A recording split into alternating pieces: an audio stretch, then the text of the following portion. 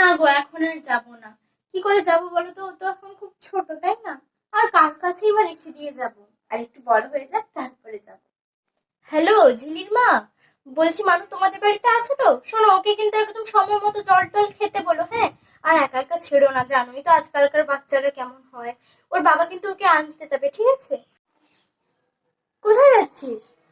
আন্টির সাথে পার্কে? চল তাহলে আমিও তোদের সাথে যাই। এমনিতেও অনেকদিন হয়ে গেল আমি বাড়ির বাইরে বেরোইনি। আমিও তাহলে একটু গায়ে হাওয়া লাগিয়ে আসবো।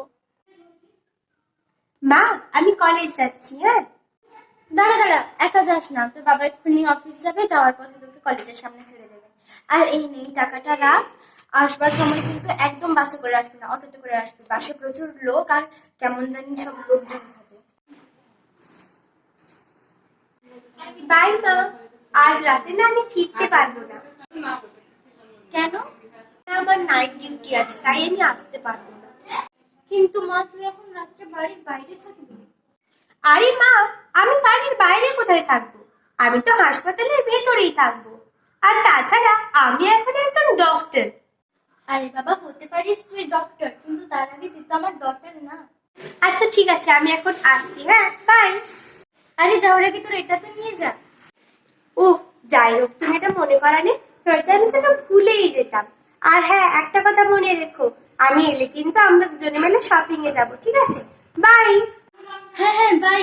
শোন, নিজের খেয়াল রাখিস, আর পৌঁছে একটা ফোন করে দিস আমার। আচ্ছা, আপনার রিপোর্ট যা দেখছি খুব ভালো রিপোর্ট এসেছে। এবং আপনি যদি বেশি করে জল খান আর ফলমূল শাকসবজি খান, তাহলে কিন্তু আপনি একদম সুস্থ হয়ে যাবেন। হ্যাঁ, নমস্কার।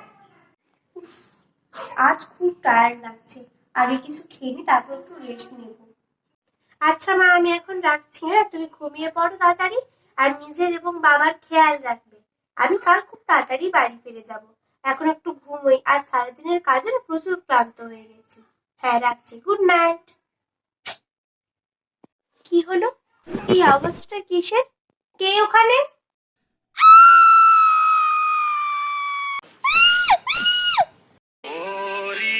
चिड़ैया नन्ही सी चिड़िया अंगना में।